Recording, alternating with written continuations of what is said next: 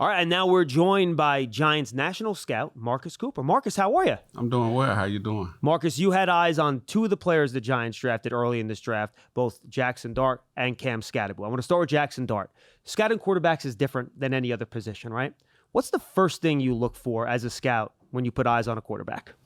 You know what? I think we all, initially we go in and we kind of look at the physical attributes of the kid. Of course, arm strength, accuracy, footwork, all the mechanics that go into the position.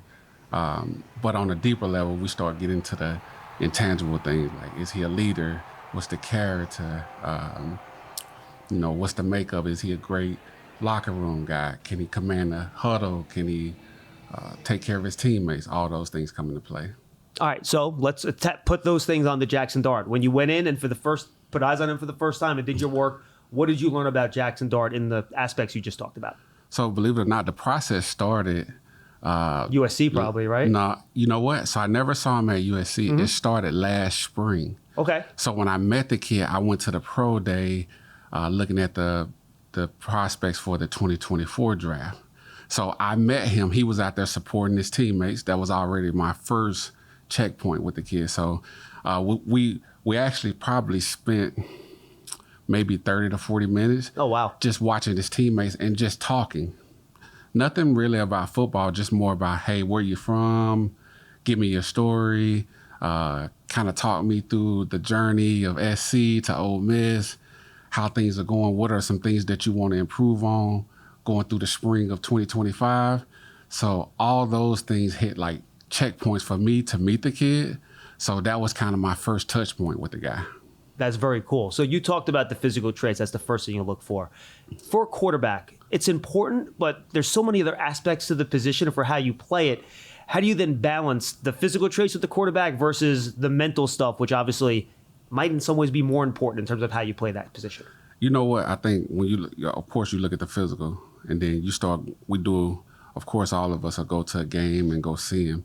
And I take all that in consideration, like, hey, what's the interaction on the sideline, how he's controlling what he's asked to do. And a lot of that correlates with my relationship with the coaches there at Ole Miss and being able to talk to them and figure out what he was asked to do along with what is being applied on the field. So I went through that whole process and kind of just dug deep into the kid, the makeup of what he was asked to do on the field and off the field, and I think that helped me. Yeah, and I think that was where I was going to go next, right? Because I think just from watching the tape, it's hard to see how it could process this, right? You don't know what the coach is telling him to do in terms of decision making. So how do you use your connections with these coaches? And Ole Miss had guys with a lot of pro experience too on that staff, right? To get that information that you can't just see from the tape and watching the games. I think you try to figure out exactly what they're doing and what he's asked to do. Hey, like, what is his progression here? Are they doing a lot more RPO? What is he asked to do? Is he kind of throwing on a timing, or is it more option routes? So I think I got all that information. And then once I get that foundation, now I can go back to like, what are my physical attributes that I need to see for the position? So now I'm like, okay, did I see enough athleticism? Did I see enough accuracy? Did I see enough arm strength? Along with the competitiveness, like when he rolls out the pocket, now he's working off script. Now can he make plays when things are not so clean or not so pretty? So you kind of take in consideration what they told you, but then now you come back and you kind of look at it from the lens of, all right, is he a football player? Like, now what is he doing? What do I need to see as a pure football player? And for Jaxson, I got to imagine there probably wasn't much question with that part of it, right? The way he runs. I mean, the guy does not want to run out of bounds. He just runs over people like a linebacker. How did that play into your guys' evaluation for you and as a group that made you think he could work as an NFL quarterback, that competitiveness that he has? You know what? I thought you see that on tape. You're like, hey, this kid is very competitive. He willed that team to some wins. He got Ole Miss in a position where they can compete for a playoff spot. So I saw all the competitiveness that I needed to see, along with my multiple interactions with the kid. So yeah, are there still things that he needed to develop? Absolutely. But at the same time, I felt enough competitiveness. I felt enough leadership.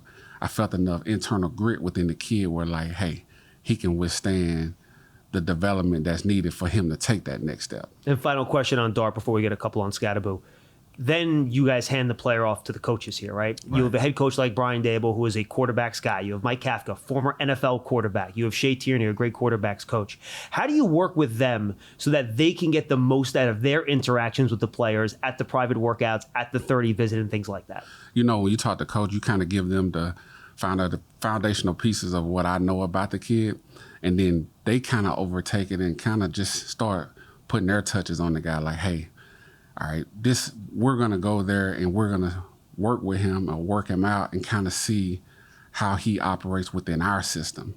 Now take him out of his system. Like there's foundational pieces that he worked out that he learned from Ole Miss, but now let's incorporate a little bit of what they do and what we do, and then kind of see does it correlate, and then, you know, see if we can kind of work it that way. And in the end, he checked all those boxes, huh? Yeah, the kid did a really good job in the spring. I ended up, like I said, I met him the spring before, saw him in the fall when I went back, saw him at the Senior Bowl, and then of course we saw him again this past spring at his pro day. So every time I met the kid, great guy.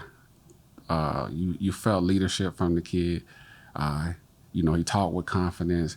I thought he was well prepared in everything that showed up this spring, whether it was at the Senior Bowl, throwing at the Combine, and at his pro day. All right, let's go to Cam. Just so much fun to watch. I think that's the first thing to scout, right? Is Skattebo one of those guys that just jumps out at you when you watch the tape, and was that kind of like the driving force there for him? I think for Skattebo, man, he was, Skattebo, at the end of the day, like, we all look for all these traits, right? You're like, oh, is he fast? Is he explosive? But I think the football intangible with him, like the toughness, the grit, the desire. I think at the end of the day, this is still a physical sport, and this kid runs with a lot of physicality and a demeanor that I feel like you want your culture to be built on. So he runs with violence.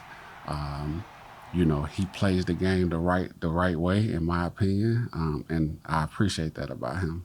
All right, then final question on him. The one, I guess, knock, I guess I'll put it, is his time 40 speed, right? Maybe not the best long speed. How important is that really, though, for a running back, right? Because they don't get in the open field much running in a straight line. I think he had the second most broken tackles this year after Genty, right? Isn't that short area breaking tackles stuff a little bit more important than the long speed in a lot of ways? Oh, absolutely. I think if you look at your history, if you go to history at the running back position, there's a lot of 4.6 guys that made it at that position. For sure. I think it's a lot more of balance, feet, contact balance, the ability to break tackles. I think that all comes into play. So I think, yeah, we all, you know, it gets appealing when you see like a guy that breaks an 80-yard run. But what about that duo run inside where you needed him, it was blocked up and he still was able to get 6 yards? How about 3rd and 3? And it's blocked up for 1, but he gets 4, right? He gets 4, right. And so I think that's still complementary football where you're like, hey, we're still moving the chains. Cool. Always a pleasure, my man. It was great talking to you, and it was so much fun learning more about these guys with you. No doubt. I appreciate you guys. Marcus Cooper, Giants National Scout.